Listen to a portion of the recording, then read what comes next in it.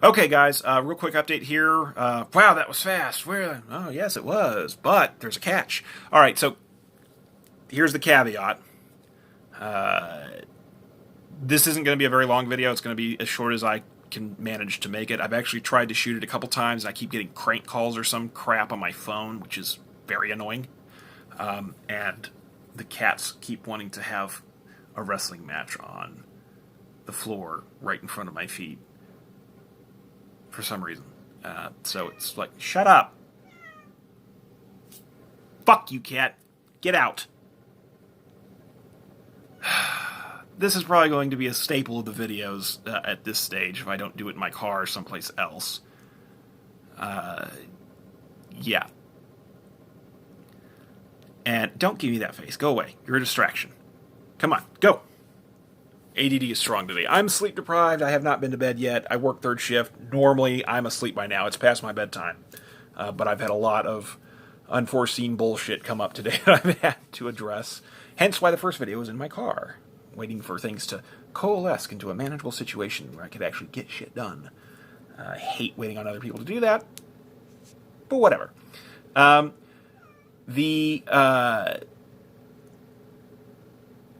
The shooting in Dallas, I want to comment on briefly by saying, as I was trying to say, it grieves my soul when this happens, because a person has made a decision. Even someone who's had a psychotic break, their reasoning, their logic wires are crossed or something. They're making short-circuited decisions. It's not a complete thought. There's not a lot of logic. There's not a lot of reason. There's not any real humanity, I would say, involved in this decision. So when a person commits an act like this, or attempts to, in the case of the Dallas shooter, he wasn't successful. But when a human being goes off the rails and behaves in an inhumane, uncivilized fashion like this, it hurts. Because that tells me that person has had damage. They've either been abused or they have been failed by the people around them, their society, whatever their circles are, their social circles are, their friends, their family, whatever. They failed them. In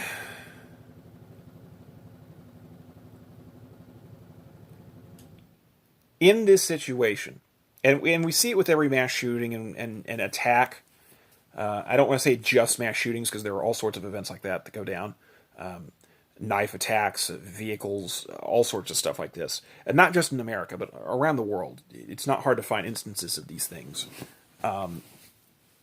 It's whether it is because they have been mentally abused, indoctrinated in some instances with extremist religions, or religious extremists, I should say. Extremist religions. I wonder what an extreme Buddhist would be like. Maybe he just smokes a lot of weed and skateboards everywhere. Well, that sounds like half of Port Aransas, so I don't think they're Buddhists. Anyway, so, God. This is probably going to be a staple of these videos, I swear. Me being just ADD riddled and the cats being assholes. Real deep intellectual discussion, right? Anyway,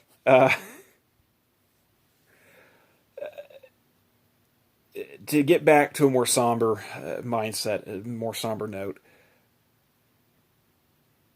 whatever it was that motivated this guy, and I've heard all sorts of stuff, and I'm not going to get into it, political ideology, social, cultural ideology, or whatever.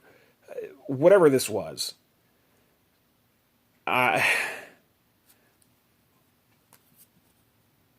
it always makes me sad, because it's like, how did this person fall in the cracks? How did they get so damaged? Was it abuse? Was it just they had something go wrong? Was it an injury? Was it what was it that caused them to disengage their humanity? Because when this happens, the specter, the horror of the idea of taking another life, of killing another living thing, for most people, I think by and large, it's terrible. You can't, it's easy to eat steaks and burgers and fried chicken and roast catfish or whatever because you don't see their face. You don't equate that to being an animal. It's just food. It's just an item. It's a thing to eat. You don't have to think about that. But when it comes to a living, breathing creature, when it comes to a fellow human being, this notion of taking their life is not easy for anyone. I mean, it's even by accident. If you're driving down the road and you actually hit a dog or something, most people they go to pieces over that. You know, I mean, it's like, oh my god, oh my god. I've seen this reaction many times with people, even if they haven't actually killed them, if they think they did, or if they hurt someone or something, it devastates them. And yet you see these people who are so far around the bend that it's like they don't give a shit. They don't see those as fellow living creatures. They don't have the same value. And I think that there's a certain self-reflection to that they have dehumanized themselves. They don't value themselves. They don't see themselves as important. They don't see, they don't equate the inherent value of life to anything worthwhile or correlate it with anything. Like, for them, it's just this abstract concept they don't give a shit about. And that's sad. For myself, I am a huge advocate of the Second Amendment, not so much because of guns, but because of the natural right of self-defense. What I mean by that is, it can be a fucking rock. Fighter jet? Sure. Tank? Why not? Gun and Iron Man suit? That bitch is expensive, but if you can make it roll, I'm looking at you, Zuckerberg, Musk. I want to see the billionaire beatdown, man. I want to see some Iron Man shit going on. Okay, maybe not. That would kind of be terrifying and still cool, but... Well, what am I talking about? Elon Musk makes and sells flamethrowers, for fuck's sake. So, I mean, come on. Is it really that far to say he doesn't have an Iron Man suit? Oh, wait, he's building a spaceship. Never mind. Anyway, the idea of whatever implement you can get your hands on or that you deem necessary to protect your life or your property or the lives of those around you, friends, family, neighbors, that sort of thing, co-workers, that's intrinsic to the Second Amendment. Too many people argue that, well, it's about a tyrannical government. Well, yes, but, I mean, the safety and security of a free state, whether you want to argue that as a state of being or a state as in a government entity or a collection of people living somewhere, you can argue that either way, and I probably will later. That is all incumbent upon your capacity to protect yourself from an outside malevolent force. Okay? The Second Amendment is about protecting yourself with any means you deem necessary or that you can acquire against any and all that would infringe upon you and your rights. Not just as spelled out in the Constitution or the Bill of Rights specifically, but insofar as natural law goes. Okay? Why is that important? Well, simply put, it's important because without this concept of self-determination, of self-preservation, humanity does weird shit. I mean, you look at the whole of human history, and the moment people don't have the means or the will, much less the means to defend themselves, they tend to die in very large numbers and sometimes very, very quickly. I don't know about you, but that's a problem for me. Okay? I don't think that life should be held as cheap. And going back to my first point, when these people do these things, it's because life no longer has a value. Their life doesn't matter. No one else's lives matter. And I think that actually might be a source, a root cause of this, in that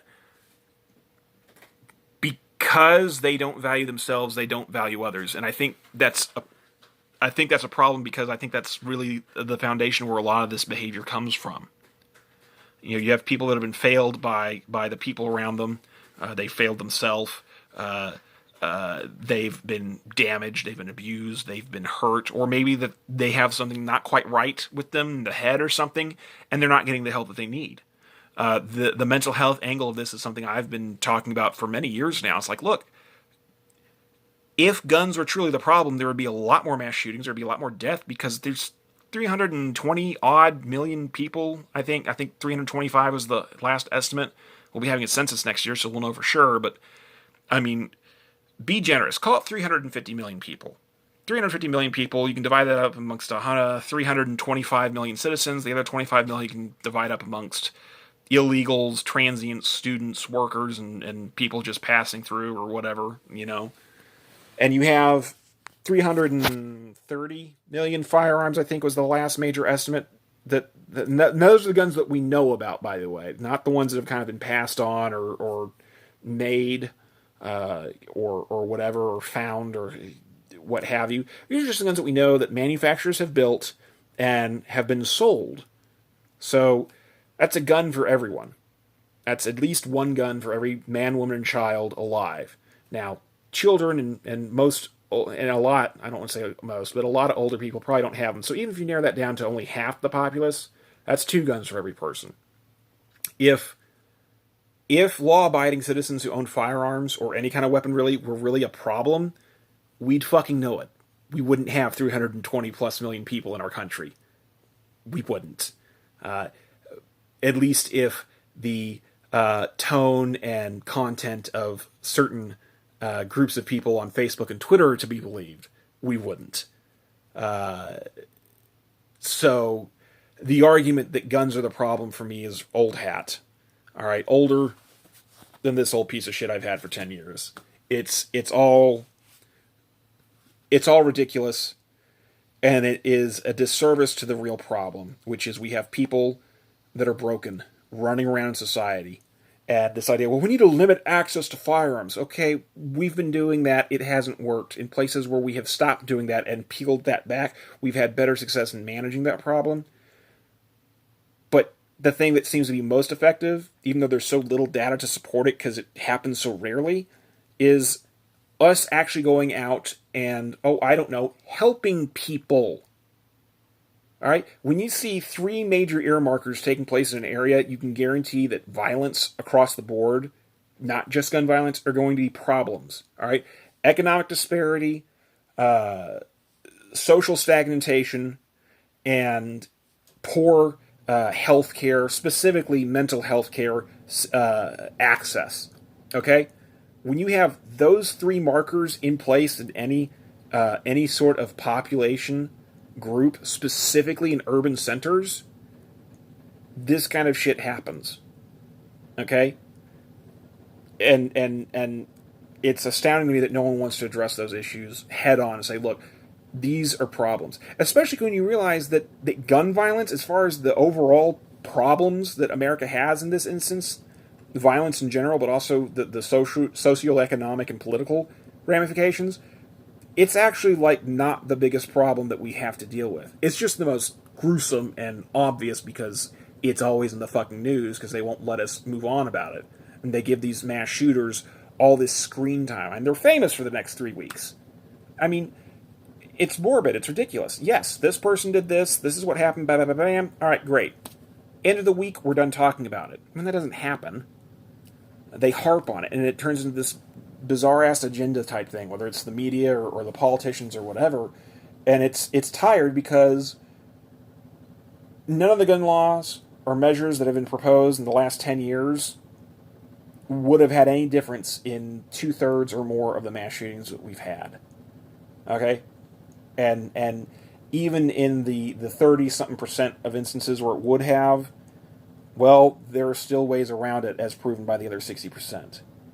And as we saw in New York and in California, a couple other specific instances, if not guns, or in Oklahoma City, by the way, if not guns, then they'll just make bombs, or they'll drive trucks into crowds of people, or they'll stab people, or they'll strangle them. I mean, let's be perfectly honest here. More people are killed with hammers and baseball bats than rifles and shotguns. Okay? Now, handguns are a little bit different because they're readily accessible and they're easier to conceal and they're used far more frequently. But that's all information to really dissect and dig into in detail for another video. In summary for this, I don't want this to be too long. This is already longer than the announcement video, and actually about 4 or 5 minutes longer than I meant for it to be. It's sad what happened in Dallas, but the good thing is innocents were not killed. As far as I know, there weren't even a whole lot of people injured. I think like 1 or 2 people were hit by fragments or debris, and not outright shot. But it really drives home the point that when you have people that are able to defend themselves when an attack like that happens, the narrative and the dynamic of that situation totally flips. It's a 180-degree turnaround from just some guy walking through hallways shooting at unarmed victims. But yeah, I wanted to get this out here while it was fresh in my mind, so I didn't forget. I will do a more in-depth analysis and breakdown in a couple more videos later. I'll talk about this. I'll talk about the Bill of Rights in large and some other subjects previously mentioned in the other video. Anyway, if you like this or you want more of it or you want me to do whatever about this, or if you have comments or questions, down below, hit that button. If you like it, subscribe. Also, hit that little bell symbol so you get the notifications. Or not, because if I get into the habit of doing like 2 or 3 videos a day, you might get sick of me. Which is your problem, not mine, actually, but whatever. Anyway, that's it for today, probably for the rest of the week. And stay safe out there, be excellent to each other, taxation is theft, and fuck the haters. Take it easy, guys. Peace out.